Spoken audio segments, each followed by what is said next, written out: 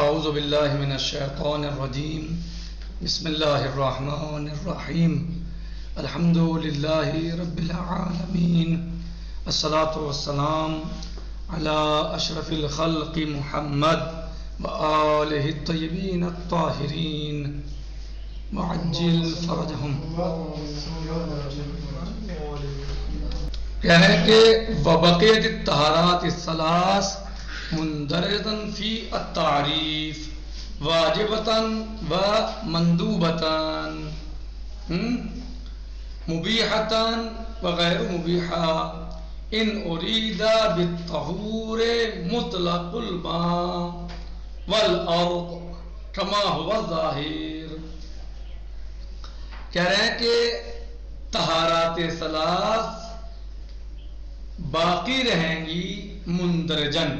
تعریف میں طہارات ثلاث یعنی وضو، غسل، تیمم، یہ باقی رہیں گی واجبتاً و مندوبتاً، واجب اور مندوب، مبیحتاً و غیر مبیحہ، مبیحہ ہوں یا غیر مبیحہ ہوں، مبیحہ للصلاۃ یا غیر مبیحہ للصلاۃ. ان ارید بالطہور، کب؟ جب طہور سے مقصود کہاں ہے؟ طہور استعمال و طہور نہیں پڑھا. تعریف جو ہے، تعریف کیا ہے جی؟ اصطلاحی تعریف جو ہے وہ کیا ہے اصطلاح میں؟ استعمال و طہور مشروط بالنیہ، یعنی طہور کا استعمال نیت کی شرط کے ساتھ. تو کہہ رہے ہیں کہ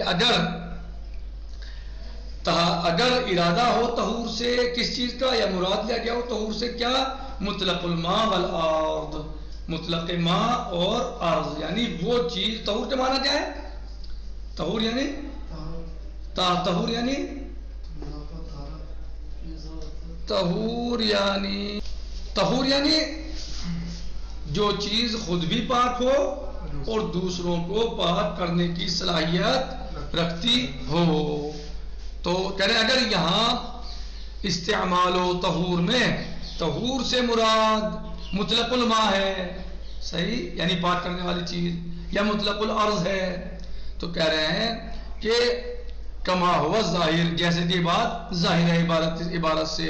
تو کہہ رہے ہیں پھر طہارات ثلاث باقی رہیں گی مندرجہ کیا میں؟ تعریف میں جی، یعنی تعریف میں جو مندرج ہیں باقی رہیں گی.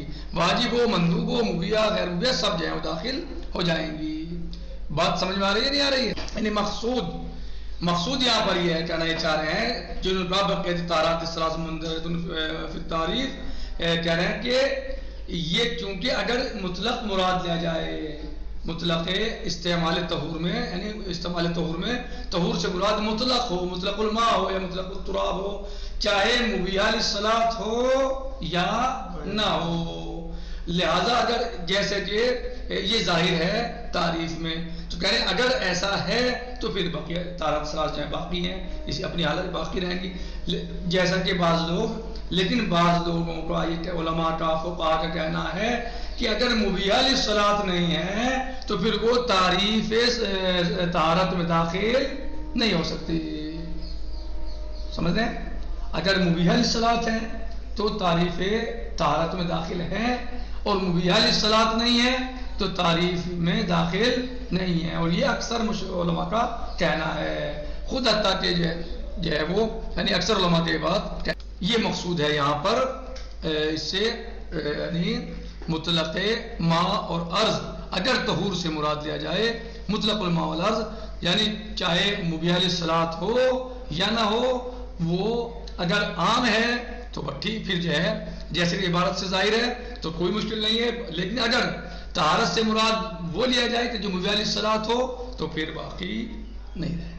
اور ظاہر سے مراد اور مقصود یہ ہے یہاں پر، جیسے کہ مصنف کی عبارت میں بات ظاہر ہے، جو یہاں جو پڑھ رہے ہیں ہم کیا ہے؟ استعمال و طہور مشروط بالنیہ، یعنی عام ہے، اس طرح عام لیا گیا ہے یہاں مراد، یہ وہ اسی کی شرط پڑھ رہے ہیں. اگر اس سے مراد جو ہے، جیسے یہاں پر کوئی شرط نہیں لگائی جیسی کہ طہور جو ہے وہ یعنی عام ہے یا خاص ہے، یعنی مطلق الماء سے مراد ہے یا مطلق التراب اس سے مراد ہے، یا خاص مثلا جو ہے عام نہیں ہے، یعنی مبیہ اور غیر مبیہ کے درمیان عام نہیں ہے، یا عام ہے چاہے مبیہ ہو یا غیر مبیہ ہو جی۔ یعنی اس میں یہ بتانا چاہ رہے ہیں کہ استعمال الطہور، جو لفظ طہور مصنف نے استعمال کیا ہے، یہ طہور جو ہے یہاں پر اس سے محسوس یہ ہو رہا ہے دیکھنے میں کہ یہ مطلق ہے، چاہے وہ مبیہ علیہ الصلاۃ ہو یا نہ ہو۔ یعنی غسل جمعہ کسی نے کیا، اب وہ اکثر علماء کے نزدیک مبیہ علیہ الصلاۃ نہیں ہے بلکہ وضو ضروری ہے، تو اب چاہے وہ ہے یا نہیں ہے لیکن یہاں پر اس کا اطلاق طہارت کا اطلاق ہوتا ہے۔ لیکن اکثر علماء کا کہنا یہ ہے کہ اگر مبیہ علیہ الصلاۃ نہیں ہے تو پھر اس کو طہارت میں داخل نہیں ہے۔ لیکن مصنف کی عبارت جو آپ یہ کہنے کا ہوا ظاہر، اس ظاہر سے مراد ہے یہ جو استعمال الطہور مشروط بالنیہ جو عبارت ہے مصنف کی، اس کو بتانا چاہتے ہیں کہ جیسے کہ مصنف کی عبارت میں ایسا محسوس ہوتا ہے اور ظاہر ہے وہ کہ ایسی کوئی یعنی کوئی شرط نہیں ہے اس میں، مطلقاً کا استعمال الطہور مشروط بالنیہ۔ کہہ رہے ہیں اگر ہم اس کو مطلق مان لیں، عام مان لیں کہ چاہے وہ مبیہ علیہ الصلاۃ ہے یا نہیں ہے، تو پھر جو یعنی غیر مبیہ ہیں وہ بھی طہارت میں داخل ہو جائیں گے، حالانکہ یہ چیز اکثر علماء کے یہاں خارج ہے۔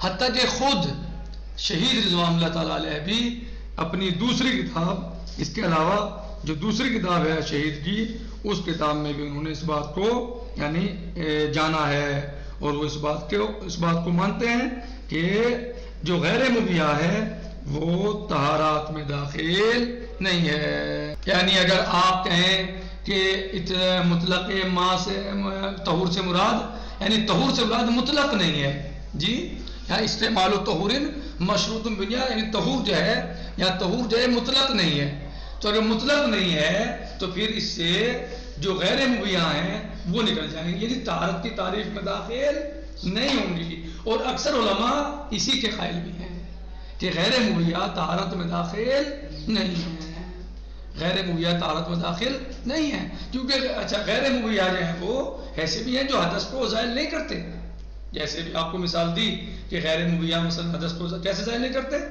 مثلا ایک حائض اور خاتون اللہ کے ذکر کے لیے وضو کرے، مستحب ہے اس کے لیے، بہتر ہے وضو کرے اللہ کے ذکر کے لیے، لیکن کیا وہ اس وضو سے نماز پڑھ سکتی ہے؟ نہیں، جو اس کا حدث ہے، جو اس کا سبب ہے وہ اس سے ظاہر نہیں ہوگا، صرف اللہ کے ذکر کے لیے، اور یہ یعنی مندوب ہے، مستحب ہے کہ ایسا کرے یہ خاتون عورت، نماز کے وقت اللہ کا ذکر کرے، نماز کے وقت جو ہے وہ مثلا استغفار تسبیح ذکر اللہ کرے اور وضو کرے۔ تو اگر یہ چاہے کہ بھائی میں اسی وضو سے اب نماز پڑھ دوں، نہ، یہ وضو اس کے لیے مزیل حدث، حدث کو ظاہر کرنے والا، حدث کو ختم کرنے والا نہیں ہے، جبکہ مندوب ہے، جبکہ مندوب ہے۔ ہاں بھلے یہ مقصود ہے، یعنی استعمال طہور میں اس سے مراد مطلق ہے یا غیر مطلق ہے، عام ہے یا غیر عام ہے۔ کیا فرق کیا ہوگا؟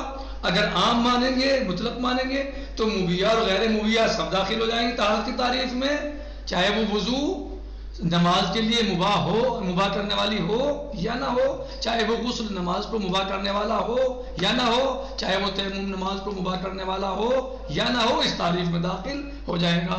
لیکن اگر ہم اسے عام نہیں مانتے، مطلق نہیں مانتے، تو پھر صرف اور صرف وہ ہوں گے اس میں کہ جو نماز کو مباح کرتے ہیں، اب وہ چاہے مندوب ہے وضو، چاہے وہ غیر مندوب ہے، صحیح ہے، مندوب ہے وضو، وہ بھی آپ کے لیے تعریف میں داخل نہیں ہوگی طہارت کی، کیونکہ وہ حدث ہے، کیونکہ وہ کیوں داخل نہیں ہوگی؟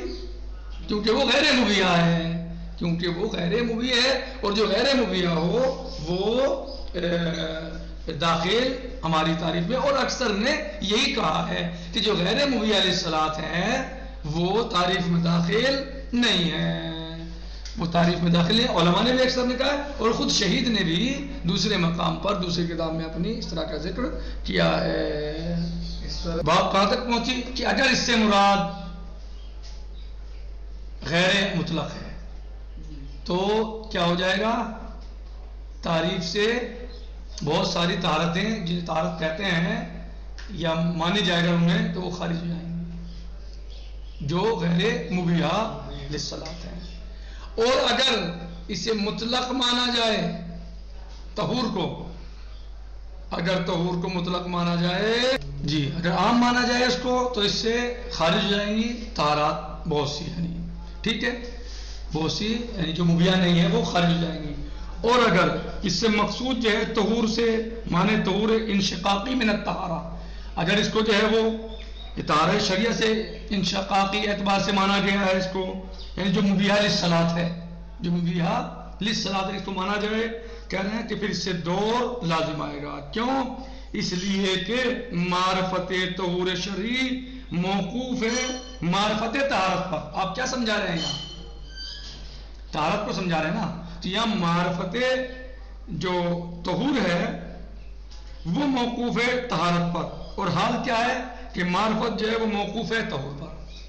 طہور کہاں پر موقوف ہے؟ طہارت پر. اور طہارت کہاں پر موقوف ہو گئی؟